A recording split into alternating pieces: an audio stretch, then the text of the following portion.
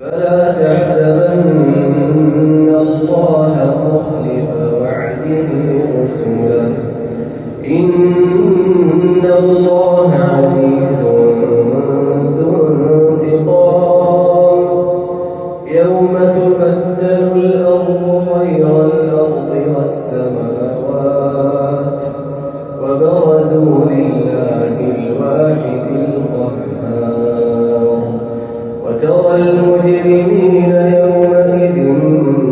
مقرنين في الأصفاد سرابيلهم من قطران